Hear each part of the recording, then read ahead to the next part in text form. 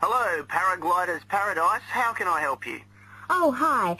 I'm interested in doing a course in paragliding. Which course are you interested in? Well, I'm not sure. What's available? Well, we've got the introductory course, which lasts for 2 days. Okay. Or there's the 4-day beginner's course, which is what most people do first. I'd tend to recommend that one. And there's also the elementary pilot course, which takes 5 to 6 days, depending on conditions. We might try the beginner's course. What sort of prices are we looking at? The introductory is $190. The beginner's course, which is probably what you'd be looking at, is $320. No, sorry, $330. It's just gone up. And the pilot course is $430. Right. And you also have to become a member of our club so that you're insured. That'll cost you $12 a day. Everyone has to take out insurance, you see. Does that cover me if I break a leg? No, I'm afraid not. It's only third party and covers you against damage to other people or their belongings, but not theft or injury. You would need to take out your own personal accident insurance. I see. And what's the best way to get to your place? By public transport, or could we come by bike? We're pretty keen cyclists. It's difficult by public transport, though there is a bus from Newcastle. Most people get here by car, though, because we're a little off the beaten track. But you could ride here, okay? I'll send you a map. Just let me take down a few details. What's your name? Maria Gentle. And your address, Maria? Well, I'm a student staying with a family in Newcastle. So it's care of... Care of Mr. and Mrs. McDonald. Like the hamburgers? Yes, exactly. McDonald. The post office box address is probably best. It's P.O. Box 676, Newcastle. Is there a fax number there? Because I could fax you the information. Yes, actually there is. It's 0249, that's for Newcastle, and then 775431. Okay, now if you decide to do one of our courses, you'll need to book in advance and to pay when you book. How would you be paying? By credit card, if that's okay. Do you take Visa? Yes, fine. We take all major cards, including Visa. Okay then. Thanks very much. Hi, Pauline. Hi, Maria. What's that you're reading? Just some information from a paragliding school. It looks really good fun. Do you fancy a go at paragliding? Sure. Do you have to buy lots of equipment and stuff? Not really. The school provides the equipment, but we'd have to take a few things along. Such as? Well, it says here, clothes, wear stout boots, so no sneakers or sandals, I suppose, and clothes suitable for an active day in the hills. Preferably a long-sleeve T-shirt. That's probably in case you land in the stinging nettles. It also says we should bring a packed lunch.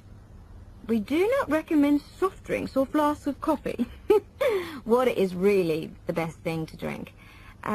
We need to bring suntan lotion and something to protect your head from the sun. Okay, that sounds reasonable. And where would we stay? Well, look, they seem to operate a campsite too, because it says here that it's only $10 a day to pitch a tent. That'd be fine, wouldn't it? And that way we'd save quite a bit, because even a cheap hotel would cost money. Or perhaps we could stay in a bed and breakfast nearby. It gives a couple of names here we could ring. I think I might prefer that. Hotels and youth hostels would all be miles away from the farm, and I don't fancy a caravan. No, I agree. But let's take a tent and pray for good weather. Okay, let's do it. What about next weekend? No, I can't. I'm going on a geography field trip. And then it's the weekend before the exams, and I really do need to study. Okay, then. Let's make it the one after the exams. Fine. We'll need a break by then. Can you ring and let me know if... Alison Sharp has spent much of her life researching bears, and in particular, bears in danger of extinction. She is the author of a recent book on bears, and we welcome her to the studio today. Thank you. Delighted to be here. First of all, can you give us a quick overview of the history of the bear family? Well, the bears we know today actually have as their ancestors bears which have been evolving for some 40 million years. We have fossils of the earliest true bear, and it's important to emphasize this because some creatures are called bears but are not. Such as koalas, for instance. Yes, exactly. Fossils of the true bear show a small dog-sized animal with characteristics that show a blending of dog and bear traits. So the general belief is that dogs and bears were of the same family? Yes, that's the theory. And then we see the arrival of the early cave bear. We know from cave drawings that Neanderthal man used to worship this bear, and at the same time fear it. Understandable, perhaps. Yes, but they need not have worried because the cave bear only ate plants. Ah. In fact, the cave bear survived 2 ice ages, but then became extinct. So, how many bears can we find today? And are any of them in danger of extinction? Well, I'll answer your first question first. There are 8 species of bear in all, among them the American black bear and the brown bear, from which evolved the newest species of bear, the polar bear. So, how old is the polar bear? Oh, he's a relative newcomer, just 20,000 years old. And could you tell us a little about them?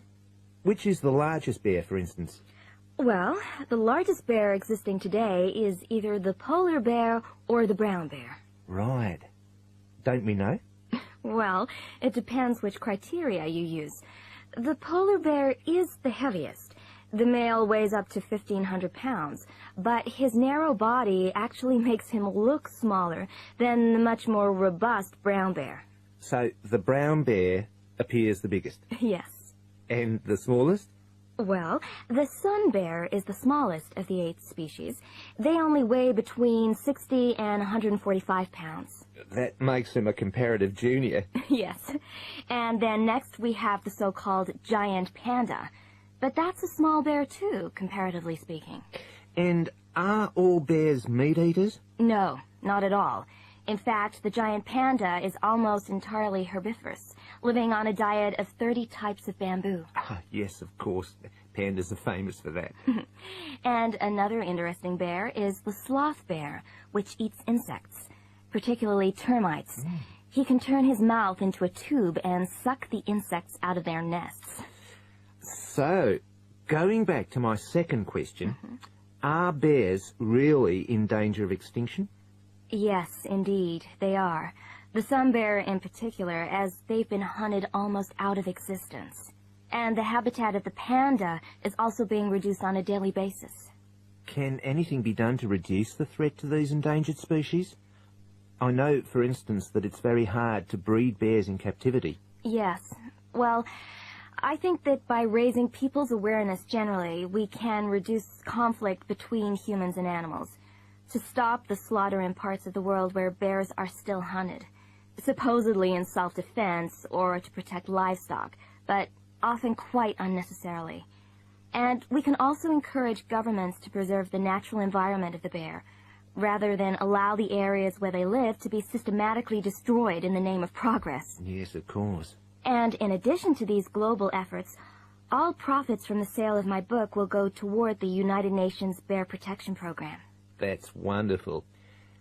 And with the news coming up, thank you for your time, Alison, and best of luck with the book. Thank you. Hello? Oh, hello. I'm ringing about the advertisement in yesterday's newspaper. The one for the bookcases. Can you tell me if they're still available? We've sold 1, but we still have 2 available. Right. Can you tell me a bit about them? Sure. What do you want to know? Well, I'm looking for something to fit in my study.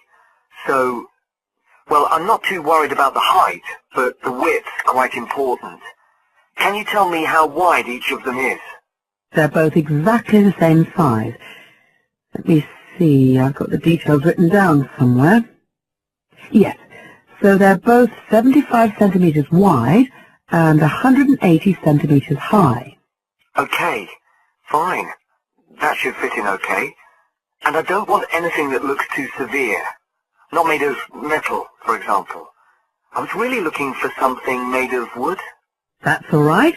They are, both of them. So, are they both the same price as well? No, the first bookcase is quite a bit cheaper. It's just £15.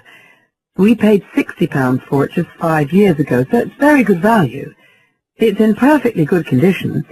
Well, they're both in very good condition, in fact. But the first one isn't the same quality as the other one. It's a good sturdy bookcase. It used to be in my son's room, but it could do with a fresh coat of paint. Oh, it's painted. Yes, it's cream at present. But as I say, you could easily change that if you wanted, to fit in with your colour scheme. Yes, I'd probably paint it white if I got it. Let's see, what else? How many shelves has it got? 6. 2 of them are fixed, and the other 4 are adjustable, so you can shift them up and down according to the sizes of your books. Right, fine. Well, that certainly sounds like a possibility. The second one's a lovely bookcase too. That's not painted, it's just a natural wood colour, a dark brown. It was my grandmother's, and I think she bought it sometime in the 1930s, so I'd say it must be getting on for 80 years old.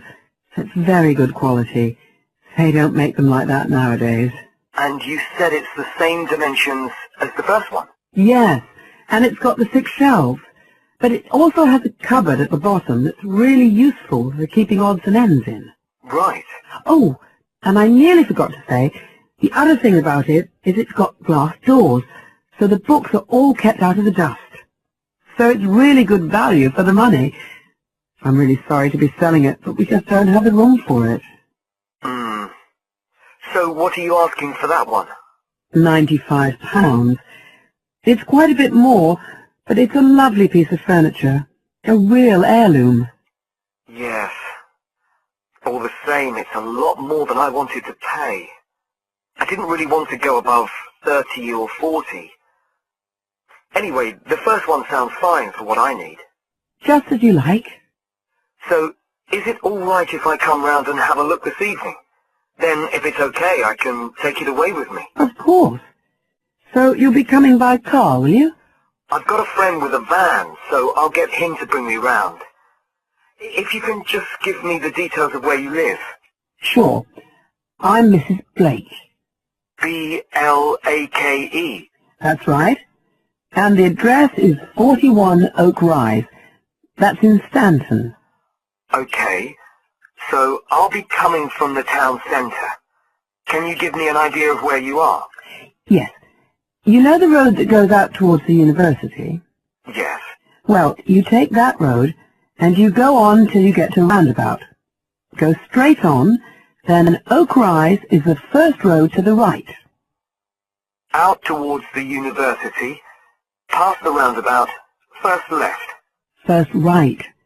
And we're at the end of the road. Got it. So I'll be round at about 7, if that's all right. Oh, and my name's Connor. Connor Field. Fine. I'll see you then, Connor. Goodbye. Goodbye. Hi, Joey. How are you doing? I heard you were sick. Oh, hi, Olivia. Yeah, I had a virus last week, and I missed a whole pile of lectures, like the first one on the great books and literature, where Dr. Castle gave us all the information about the semester project. I can give you copies of the handouts. I've got them right here. But that's okay. I already collected the handouts, but I'm not very clear about all the details. I know we each have to choose an individual author. I think I'm going to do Carlos Castaneda. I'm really interested in South American literature. Have you checked he's on the list that Dr. Castle gave us? We can't just choose anyone. Yeah, I checked. It's okay. Who did you choose? Well, I was thinking of choosing Ernest Hemingway, but then I thought, no, I'll do a British author, not an American one. So I chose Emily Bronte. Okay. And first of all, it says we have to read a biography of our author. I guess it's okay if we just look up information about him on the internet? No, it's got to be a full-length book. I think the minimum length's 250 pages. There's a list of biographies. Didn't you get that? Oh, right. I didn't realize we had to stick with that. So, what do we have to do when we've read the biography? Well, then we have to choose one work by the writer.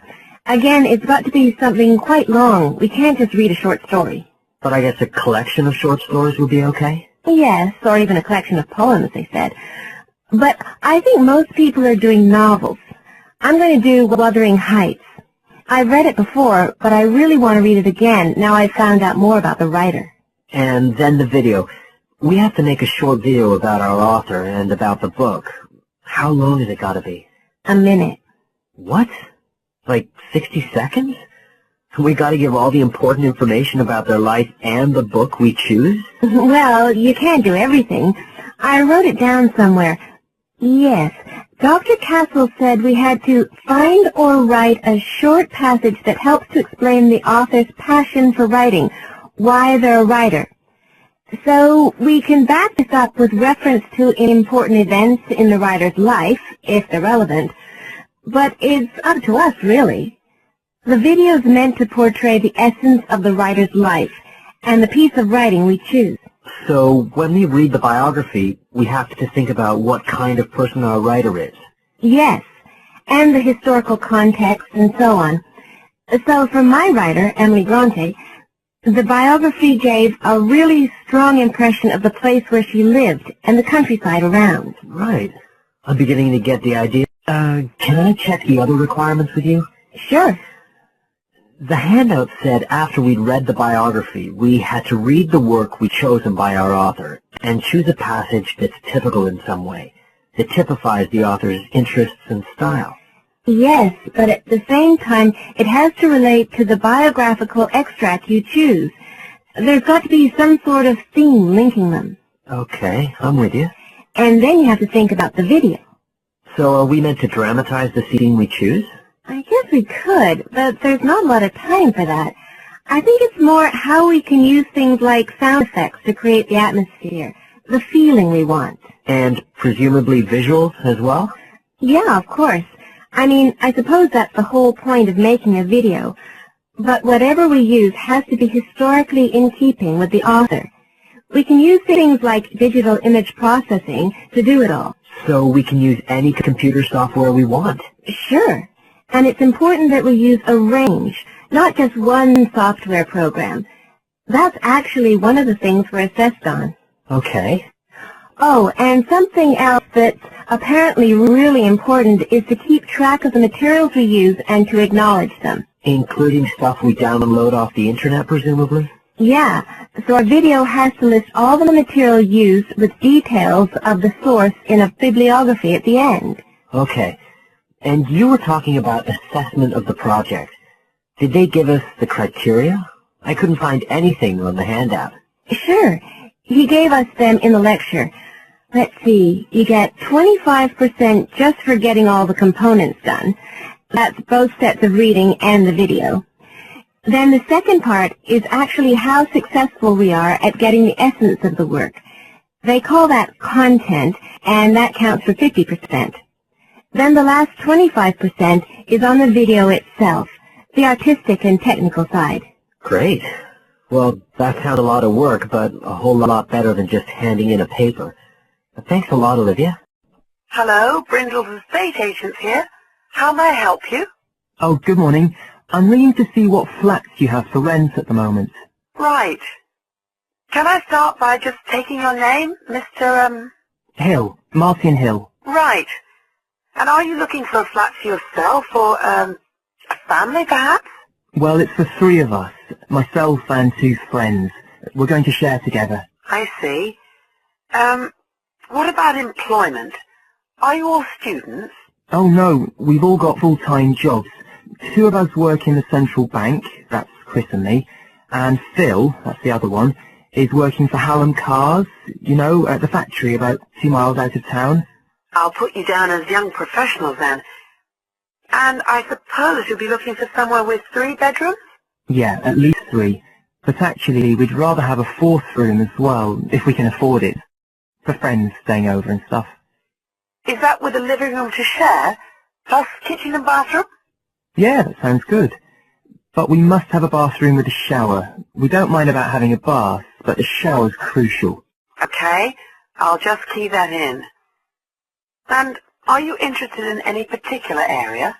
Well, the city centre would be good for me and Chris, so that's our first preference. But we'd consider anything in the west suburbs as well, really. Actually, for Phil, that'd be better, but he knows he's outnumbered. But we aren't interested in the north or the east of the city. Okay, I'm just getting up all the flats on our book. Just looking at this list here, I'm afraid there are only 2 that might interest you. Do you want the details? Okay, let me just grab a pen and some paper. Fire away. This first one I'm looking at is in Bridge Street and very close to the bus station. It's not often that flats in that area come up for rent. This one's got 3 bedrooms, a bathroom and kitchen, of course, and a very big living room. That sounds a good size for you. So what about the rent? How much is it a month? The good news is that it's only £450 a month. Rents in that area usually reach up to $650 a month, but the landlord obviously wants to get a tenant quickly. Yeah, it sounds like a bit of a bargain. What about transport for Phil? Well, there'll be plenty of buses, so no problem for him to use public transport. But unfortunately there isn't a shower in the flat, and that location is likely to be noisy, of course. Okay, what about the other place? Let's see. Oh, yes. Well, this one is in a really nice location, on Hills Avenue. I'm sure you know it. This looks like something a bit special. It's got 4 big bedrooms and, there's a big living room. And, oh, this will be good for you, a dining room. It sounds enormous, doesn't it? Yeah, it sounds great. That whole area is being developed, and the flat's very modern, which I'm sure you'll like. It's got good facilities, including your shower, and of course it's going to be quiet, especially compared with the other place. Better and better. But I'll bet it's expensive, especially if it's in that trendy area beside the park. I'm afraid so. They're asking £800 a month for it. Whoa, it sounds a lot more than we can afford. Well, maybe you could get somebody else to move in too. I'll tell you what, give me your address and I can send you all the details and photos, and you can see whether these 2 are worth a visit. Thanks, that would be really helpful. My address is... Afternoon, Dave. Come on in and take a seat. Hi, Dr. Green. Thanks. Well, hang on a minute. I'll just find the first draft of your project paper, and we can have a look at it together. Now, yours is the one on work placement, isn't it? Yeah, that's right. So what made you choose that for your project? Well, I suppose it was because sending students off to various companies for work experience seems to be such a typical part of educational courses these days. I mean, even school kids get to do it. But I felt everyone just kind of assumes it's a good thing, and I guess I wanted to find out if that's the case. But you don't look at schools or colleges, right? You've stuck to university placement schemes. Yeah, well, I quickly found that I had to limit my research, otherwise the area was just too big. Do you think that was okay? I think it's very sensible, especially as the objectives might be very different. So how many schemes did you look at? Well, I sent out about 150 questionnaires altogether. 50 of each to university authorities, students and companies. And I got responses from 15 educational institutions and 30 students in 11 individual companies. Great. That sounds like a good sample. And who did you send your company questionnaire to? Well, the idea was to have them done by the students' line managers. But sometimes they were filled in by the human resources manager or even the owner of the company. Right. I didn't find a full list anywhere, so I think it's very important to provide that, really. You can put it as an appendix at the back. Right. I've got a record of all the respondents, so that'll be easy. I hope other things were okay.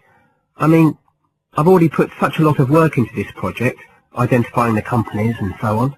Oh, I can tell. I think you've done a good job overall. But your questionnaires were excellent, and you'd obviously done lots of background reading.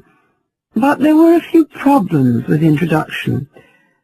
First of all, I think you need to make some slight changes to the organization of your information there.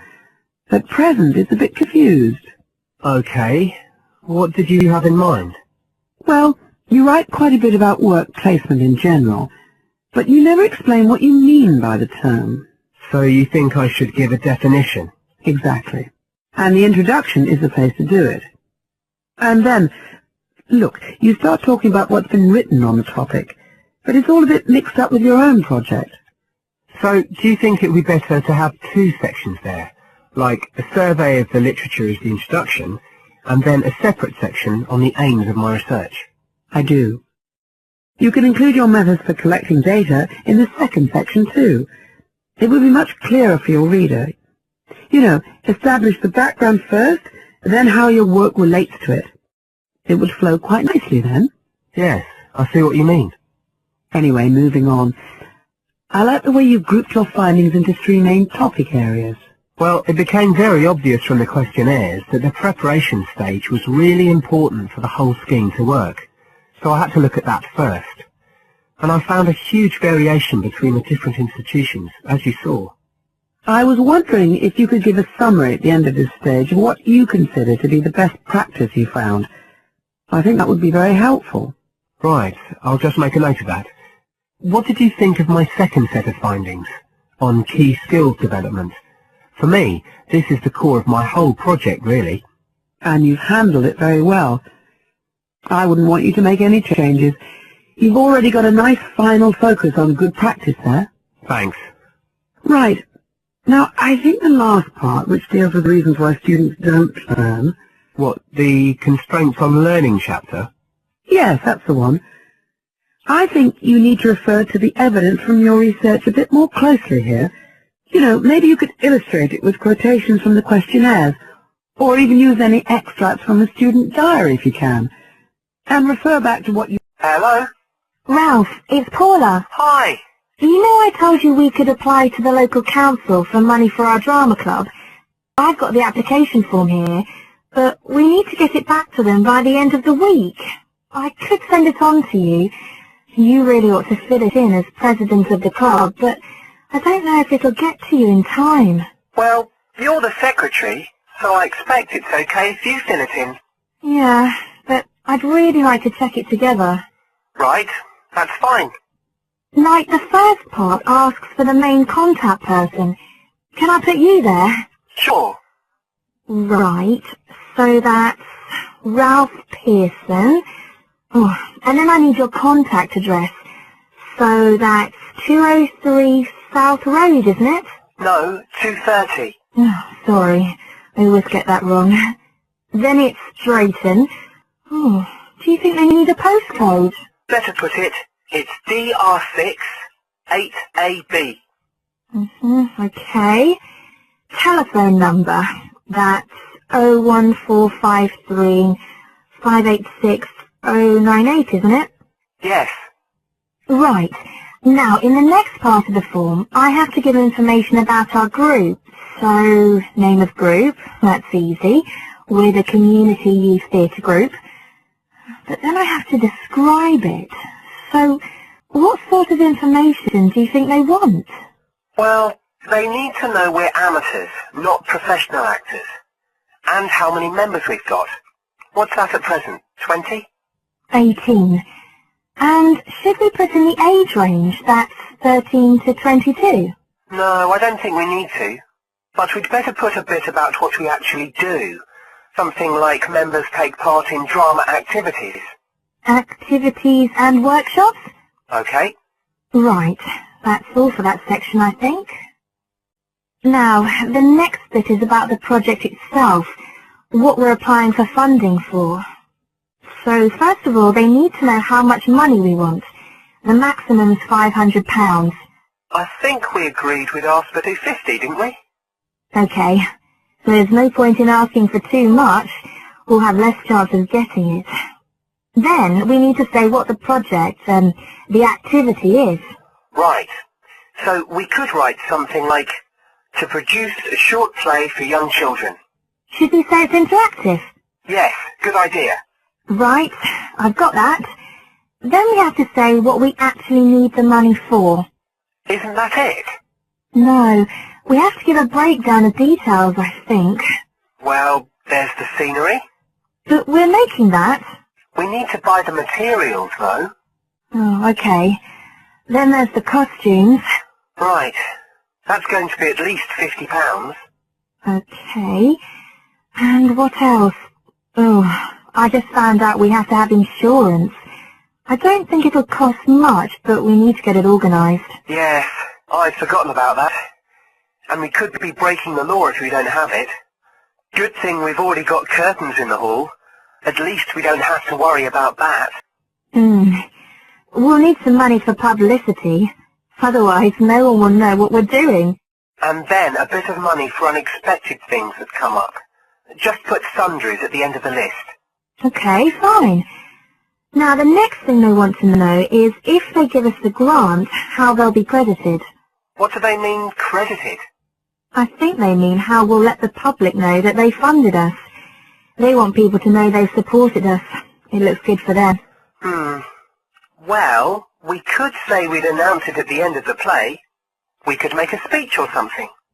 They might prefer to see something in writing. We'll be giving the audience a programme, won't we? So we could put an acknowledgement in that? Yeah, that's a better idea.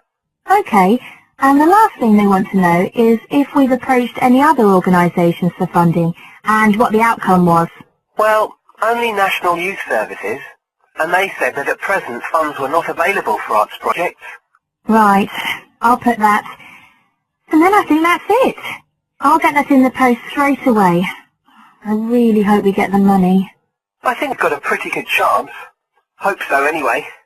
Thanks for doing all this, Paula. That's okay. See you soon. Bye. Joanne? Hi, you must be Rob. Nice to meet you. So, I hear you're planning to visit Australia. Yeah, and I really wanted to talk to you because I was thinking of spending some time in Darwin, and my sister told me you're from there. That's right. So, tell me about it. Well, where shall I start? Well, Darwin's in what they call the top end, because it's right up at the northern end of Australia, and it's quite different from the rest of Australia in terms of cultural influences. In fact, it's nearer to Jakarta in Indonesia than it is to Sydney, so you get a very strong Asian influence there. That means we get lots of tourists. People from other parts of Australia are attracted by this sort of international cosmopolitan image. And as well as that, we've got the same laid-back atmosphere you get all over Australia, probably more so, if anything, because of the climate. But what a lot of the tourists don't realise until they get there is that the city's also got a very young population. The average age is just 29, and this makes the whole place very buzzy. Some people think that there might not be that much going on as far as art and music and dancing and so on are concerned because it's so remote. I mean, we don't really get things like theatre and opera in the same way as cities down in the south like Sydney, for example, because of the transport expenses. But in fact, what happens is that we just do it ourselves. Lots of people play music, classical as well as pop, and there are things like artists groups and writers groups and dance classes. Everyone does something. We don't just sit and watch other people. You said it's very international? Yeah, they say there's over 70 different nationalities in Darwin. For instance, there's been a Chinese population there for over 100 years. We've even got a Chinese temple. It was built way back in 1887, but when a very bad storm, a cyclone in fact, hit Darwin in the 1970s, it was almost completely destroyed. The only parts of the temple that survived were part of the altars and the stone lions, but after the storm they reconstructed it using modern materials. It's still used as a religious centre today, but it's open to tourists too, and it's definitely worth going to see it. Oh, and as far as getting around goes, you'll see places that advertise bicycles for hire, but I wouldn't recommend it. A lot of the year it's just so hot and humid. Some tourists think it'll be fine because there's not much in the way of hills and the traffic's quite light compared with some places, but believe me, you're better off with public transport. It's fine and not expensive, or you can hire a car, but it's not really worth it. What's the swimming like? Well, there are some good beaches, but the trouble is that there's this nasty creature called the box jellyfish, and if it stings you, you're in bad trouble. So you have to be very careful most of the year, especially in the winter months. You can wear a lycra suit to cover your arms and legs, but I wouldn't like to risk it even so, personally. And there are the saltwater crocodiles too. I mean, I don't want to put you off. There are protected swimming areas netted off where you'll be safe from jellyfish and crocs, or there are the public swimming pools. They're fine, of course. So which places would you specially recommend? Well, one of the most popular attractions is called Aquascene. What happens is every day at high tide, hundreds of fish come in from the sea, all different sorts, including some really big deep sea fish. And some of them will even take food from your hand. It's right in the middle of town at the end of the esplanade. It's not free. I think you have to pay about $5, but it's definitely something you have to experience. Then, of course, Darwin has a great range of food, being such a cosmopolitan place. And if you don't have lots to spend, the best place to go is to Smith Street now, where they have stalls selling stuff to eat. There's all sorts of different things, including Southeast Asian dishes, which I really like. You'd think there'd be plenty of fresh fish in Darwin, as it's on the coast, but in fact, because of the climate, it mostly gets frozen straight away. But you can get fresh fish in the restaurants on Cullen Bay Marina. It's a nice place to go for a special meal, and they have some good shops in that area too. What else? Well, there's the Botanic Garden. It's over 100 years old, and there's lots to see. An orchid farm, rainforest, a collection of palm trees, a wetlands area. You can easily spend an afternoon there. That's at Fanny Bay, a couple of kilometres out to the north. Then, if you've got any energy left in the evening, the place to go is Mitchell Street. That's where it all happens as far as clubs and music and things are concerned. You'll bump into lots of my friends there. Talking of friends, why don't... Good morning, everyone. Well, I think we can start straight away by getting Rosie and Mike to do their presentation. Would you like to start, Rosie? Yes. Well, we've done a survey on local entertainment. Basically, we tried to find out how students feel about the entertainment in the town and how much they use it. Yes, so we've called our project Out and About. Yes, that's a good title, Out and About. We wanted to find out how well students use the entertainment facilities in town, whether they get to see the latest plays, films, that kind of thing. Now, we have our own facilities on campus, of course. Oh, yes.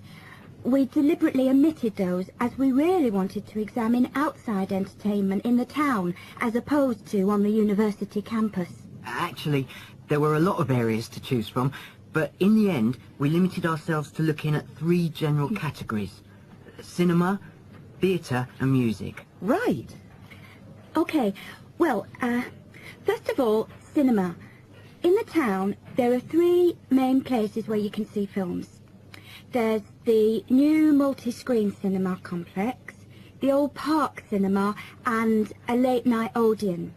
So, if you look at this chart, in terms of audience size, the multi-screen complex accounts for 75% of all cinema seats. The park cinema accounts for 20% of seats, and the late-night Odeon has just 5% of seats. As you probably know, the complex and the park show all the latest films, while the late-night cinema tends to show cult films. So, when we interviewed the students, we thought the complex would be the most popular choice of cinema, but surprisingly, it was the late-night Odeon. Yeah, and most students said that if they wanted to see a new film, they waited for it to show at the park, because the complex is more expensive and further out of town, so you have to pay more to get there as well. Yes, and that adds to the cost, of course, and detracts from the popularity, evidently. Well, next, we looked at theatres. The results here were interesting because, as you know, there's a theatre on campus, which is popular, but there's also the Stage Theatre in town, which is very old and architecturally quite beautiful. And there's the large modern theatre, the Ashtop, that has recently been built. So you just looked at the 2 theatres in town? Yes, but the thing about the theatres is that there's a whole variety of seat prices. Also, the types of performance vary, so students tend to buy seats at both and like using both for different reasons. And if they want cheap seats at the Ash Top, they can just sit further from the front. What we did find that was very interesting is that there are periods during the year when students seem to go to the theatre and periods when they go to the cinema. And we really think that's to do with budget. If you look at this graph, you can see that there's a peak around November, December when they go to the theatre more, and then a period in April, May when neither is particularly popular. And then theatre viewing seems to trail off virtually, while the cinema becomes quite popular in June, July. I think you're probably right about your conclusions. Well, lastly, we looked at music, and this time we were really investigating the sort of small music clubs that offer things like folk, or specialise in local bands. So not musicals as such? That's right. We looked at 3 small music venues and we examined the quality of the entertainment and the venue and gave a ranking for these. A cross, meaning that the quality was poor, a tick, meaning it was okay, and 2 ticks for excellent. First of all, the Blues Club, which obviously specialises in blues music.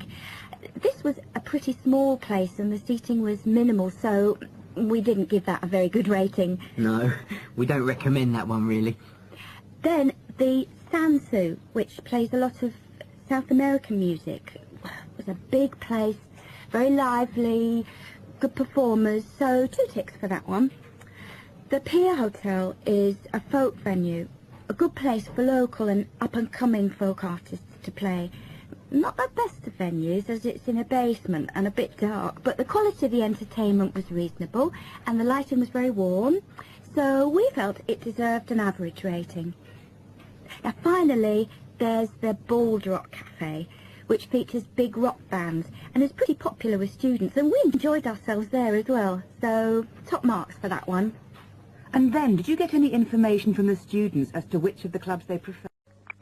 Good morning, University Language Centre. How can I help you? I'm interested in doing a language course. I did Mandarin last year, and now I'd like to do Japanese. Can you give me some information about what courses are available at your centre, and when they start, that sort of thing? Yes, certainly.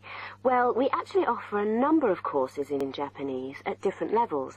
Are you looking for full-time or part-time? Oh, I couldn't manage full-time as I work every day. But evenings would be fine, and certainly preferable to weekends. Well, we don't offer courses at the weekend anyway, but let me run through your options. We have a 12-week intensive course, 3 hours, 3 nights a week. That's our crash course. Or an 8-month course, 2 nights a week. I think the crash course would suit me best, as I'll be leaving for Japan in 6 months' time. Are you a beginner? Not a complete beginner, no. Well, we offer the courses at 3 levels. Beginners, lower intermediate and upper intermediate, though we don't always run them all. It depends very much on demand. I'd probably be at the lower intermediate level, as I did some Japanese at school, but that was ages ago. Right. Well, the next level 2 course begins on Monday the 12th of September. There are still some places on that one. Otherwise, you'd have to wait until January or March.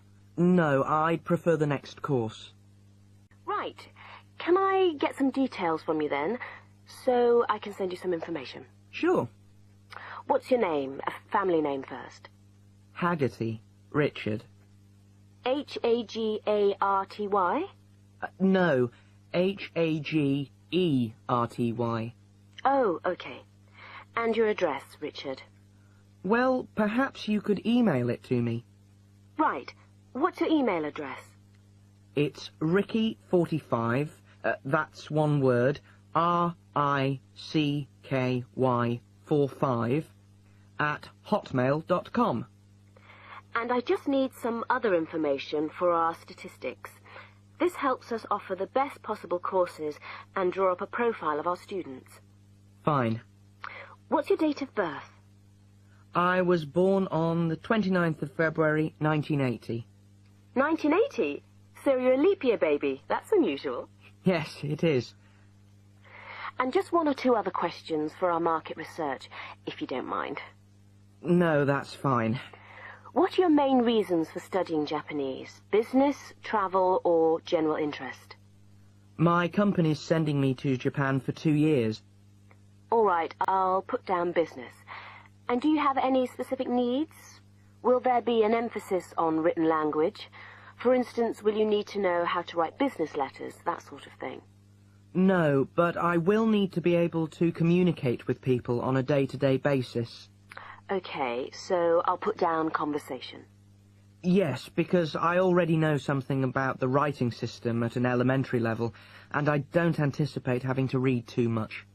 You said you'd studied some Japanese. Where did you study? 3 years at school, then I gave it up, so I've forgotten a fair bit. You know how it is with languages if you don't have the chance to use them. Yes, but I'm sure it will all come back to you once you get going again. Now, once we receive your... We're very pleased to welcome to our special interest group today Dr. Linda Graycar, who is from the City Institute for the Blind. Linda is going to talk to us about the system of writing for the blind known as Braille. Linda, welcome. Thank you. Now, we'd like to keep this session pretty informal, and I know Linda won't mind if members of the group want to ask questions as we go along. Well, let's start with an obvious one. What is Braille, and where does it get its name from? Well, as you said, Braille is a system of writing used by and for people who cannot see.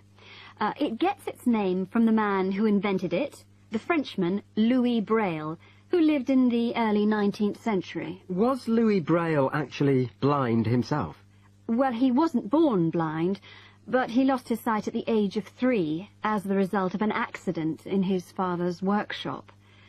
Louis Braille then went to Paris to the National Institute for Blind Children, and that's where he invented his writing system at the age of only 15 in 1824, while he was at the Institute. But he wasn't the first person to invent a system of touch reading for the blind, was he? No, another Frenchman had already come up with the idea of printing embossed letters that stood out from the paper, but this was very cumbersome and inefficient. Did Louis Braille base his system on the first one? No, not really. When he first went to Paris, he heard about a military system of writing using 12 dots. This was a system invented by an enterprising French army officer, and it was known as night writing. It wasn't meant for the blind, but rather for battle communications at night. That must have been fun. Anyway, Braille took this system as a starting point, but instead of using the 12 dots, which night writing used, he cut the number of dots in half and developed a 6-dot system. Can you give us a little more information about how it works? Well, it's a system of touch reading which uses an arrangement of raised dots called a cell. Braille numbered the dot positions 1, 2, 3 downward on the left and 4, 5, 6 downward on the right. The letters of the alphabet are then formed by using different combinations of these dots. Yes? So, is the writing system based on the alphabet, with each word being individually spelt out? Well, it's not quite that simple, I'm afraid. For instance, the first 10 letters of the alphabet are formed using dots 1, 2, 4 and 5. But Braille also has its own short forms for common words. For example, B for the word but and H for have. There are many other contractions like this. So you spell out most words letter by letter, but you use short forms for common words? Yes, though I think that makes it sound a little easier than it actually is. And was it immediately accepted? I mean, did it catch on straight away? Well, yes and no. It was immediately accepted and used by Braille's fellow students at the school, but the system was not officially adopted until 1854, 2 years after Braille's death.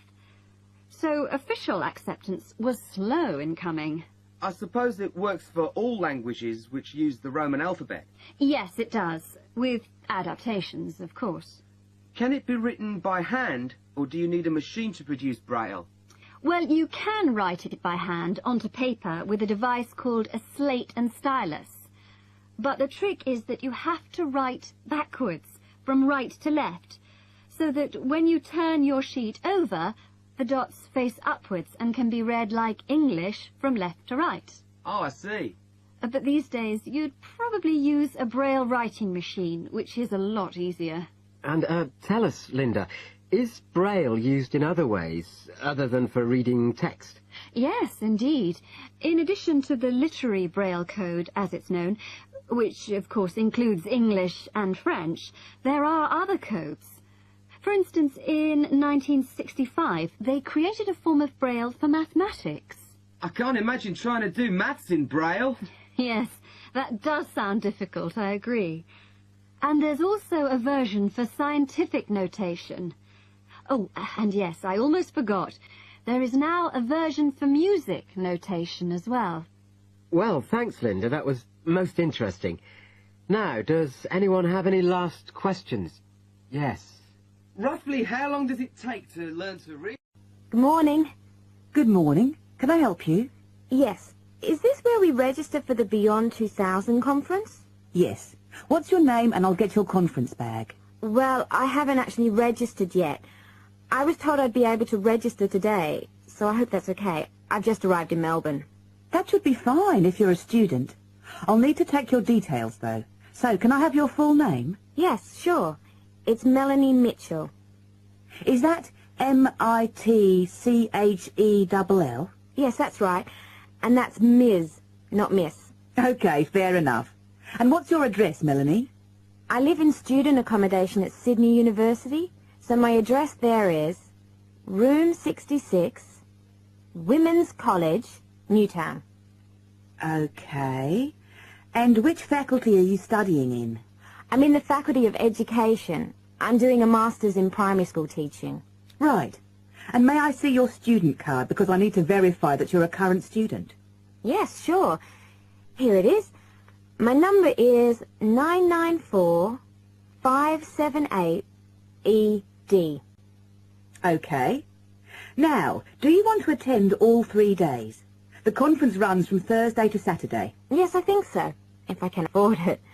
What does it cost? Well, you're eligible for a student discount, which makes it $15 for a day registration or $40 for the 3 days, though it is possible to register for half a day only. I'll register for all 3 days, please. Good. Now, will you be requiring accommodation while you're here in Melbourne? Yes, I suppose I will. What's available? Well, we have several levels of accommodation. You can share a room with another student for $25 a night. Or you can have your own room but share the bathroom. I believe it's just down the corridor. That's $45. Right. Or you can have a single room with your own bathroom. I don't mind sharing a room. On second thoughts, yes, I do. I'll have my own room, but I'll share the bathroom. Right. Now, the conference fee does not include meals, though you do get tea and coffee in the breaks. Shall I put you down for lunch? That's an extra $10 a day. And there's the conference dinner on Friday night, which is $25. Oh, and what about breakfast? Hang on a minute. It's all starting to sound rather expensive. I'll have the lunch, but not the dinner or breakfast, if that's okay. Perfectly okay. Now, a couple of other things. There are a number of special interest groups organised. They're known as SIGs, and you're asked to nominate your preference. They'll take place on the Friday afternoon and Saturday morning, but they're filling up quickly, which is why you need to nominate now. Right. What are the SIGs? Well, there are 6 altogether. Let's see.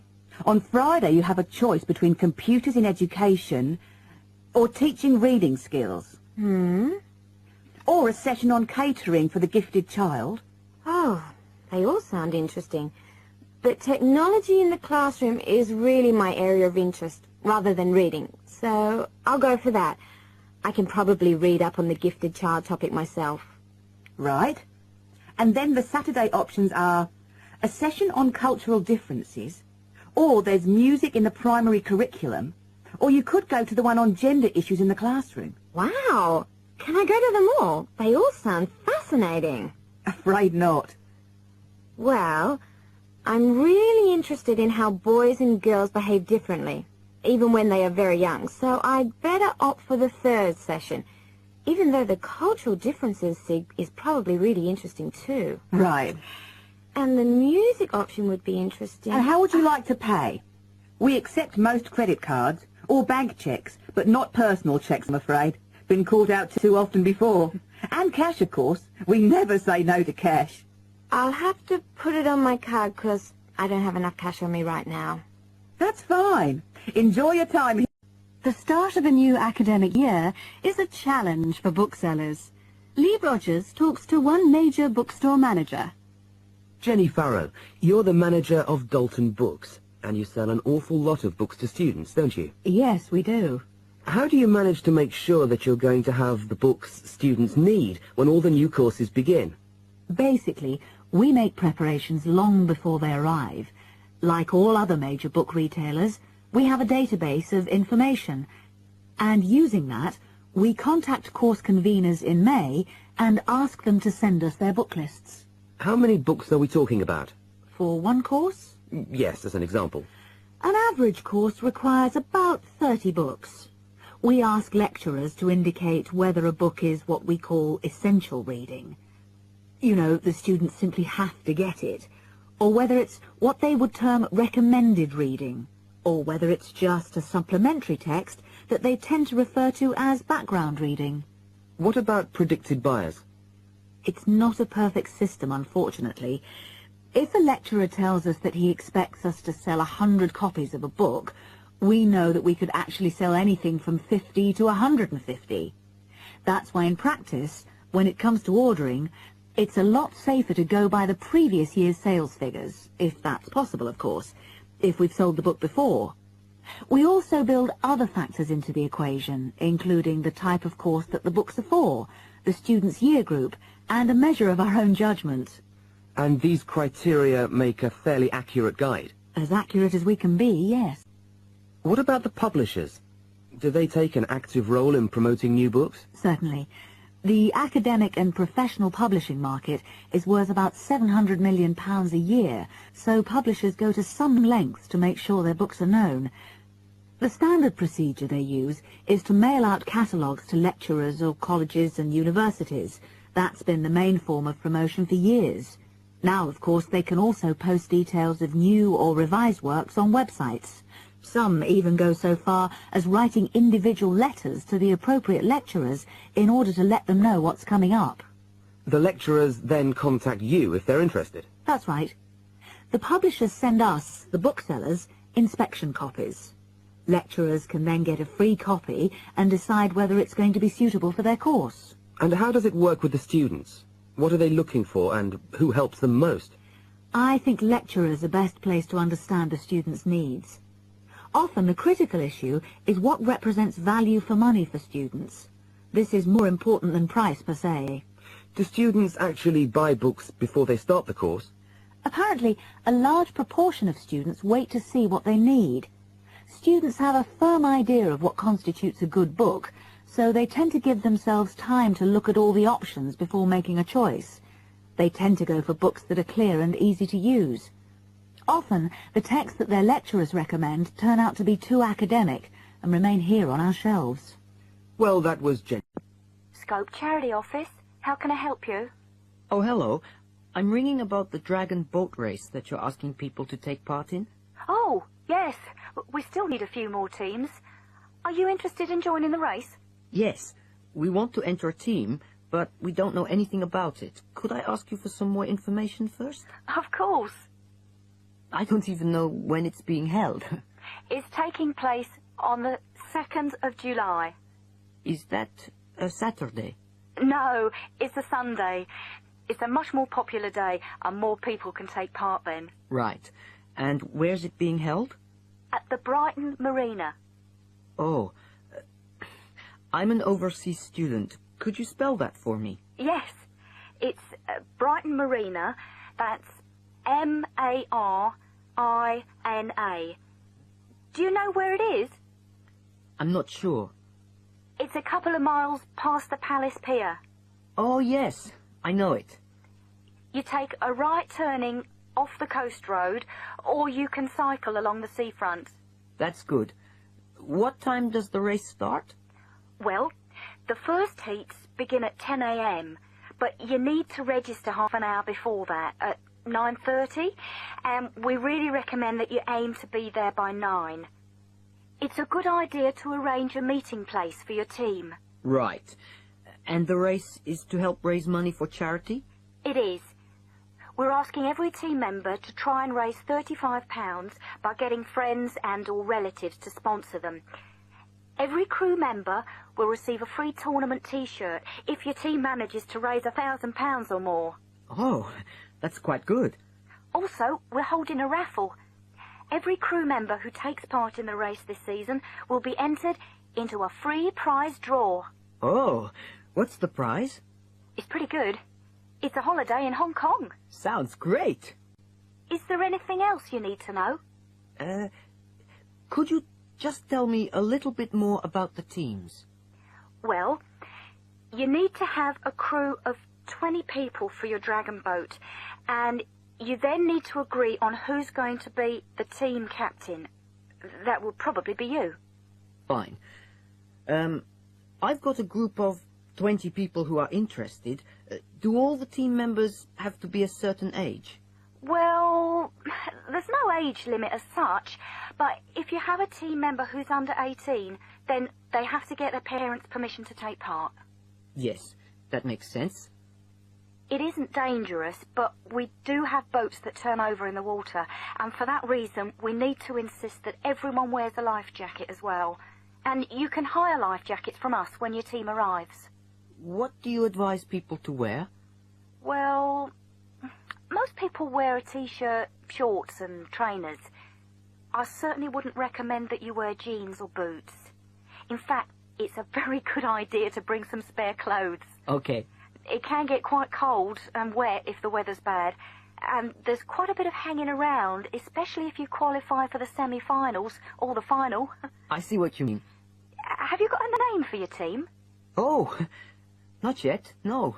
Well, you need to decide on one and then put it on the entrance form, which I'll send you. Oh, okay. So, if you'd like to give me your address... We're very pleased to welcome Professor Isaac Nebworth to our tutorial group today. And he's come to share one of his pet passions with us, city traffic and our Western dependence on the motor car. I believe questions are quite welcome throughout. Thank you. Well, I know you're all very familiar with the superhighway here in Melbourne, but do superhighways automatically lead to super wealth, as our politicians would have us believe? I think not. Can you give us an example of what you mean exactly? Sure. Well, by continuing to encourage this dependence on the motor car, we simply create more congestion and more urban sprawl. And you can see that here in Melbourne, right under your nose. Excuse me, I would just like to say that I feel the sprawl is part of the city. The freeways mean people can enjoy the benefits of living away from the centre on larger blocks with gardens, but still be able to drive back into the city centre for work or entertainment. Well, I'm not convinced that people want to do that. And is our money being well spent? It may be okay for you now, but come back to me in 5 years' time.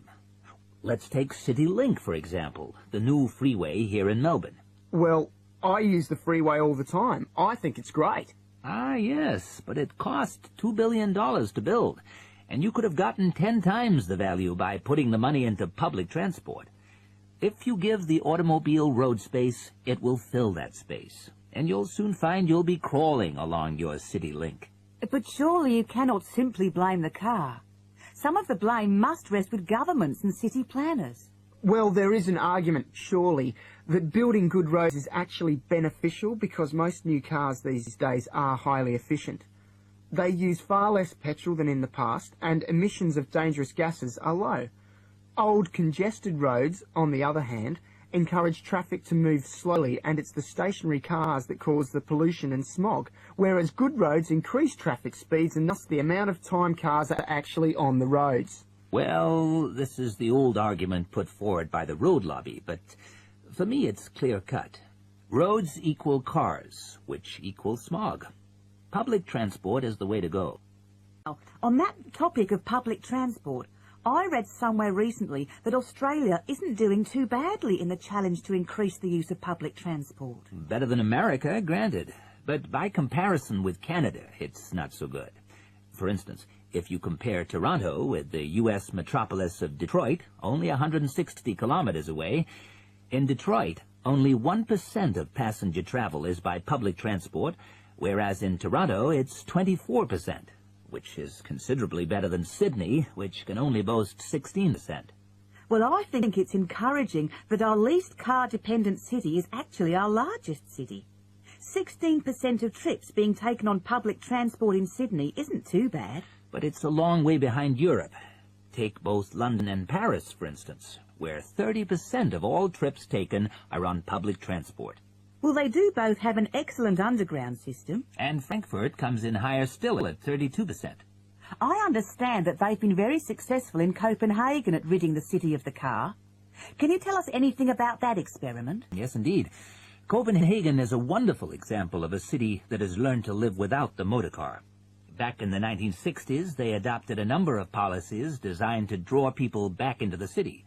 For instance, they paid musicians and artists to perform in the streets. They also built cycle lanes, and now 30% of the inhabitants of Copenhagen use a bicycle to go to work. Sydney, by comparison, can only boast 1% of the population cycling to work. It could have something to do with all the hills? Then they banned cars from many parts of the city, and every year 3% of the city parking is removed. And by constantly reducing parking, they've created public spaces and clean air. Really? There are also freely available bicycles, which you can hire for practically nothing. And, of course, they have an excellent public transport system. Well, that's all very well for Copenhagen, but I'd just like to say that some cities are just too large for a decent public transport system to work well, particularly in areas with low population. Because if there aren't many people using the service, then they don't schedule enough buses or trains for that route. I accept that there's a vicious circle here. But people do need to support the system. And secondly, the whole process takes so long because usually you have to change. You know, from bus to train, that sort of thing. And that can be quite difficult. Ultimately, it's much easier to jump in your car. And often it turns out to be cheaper. Sure, but cheaper for whom? You or society? We have to work towards the ideal and not give in all the time because things are too difficult. Anyway, let's move on to some of the results of the survey. Thank you for calling Millennium Office Supplies. If you would like to place an order, please press 1. Your call has been placed in a queue. A customer service operator will be with you shortly.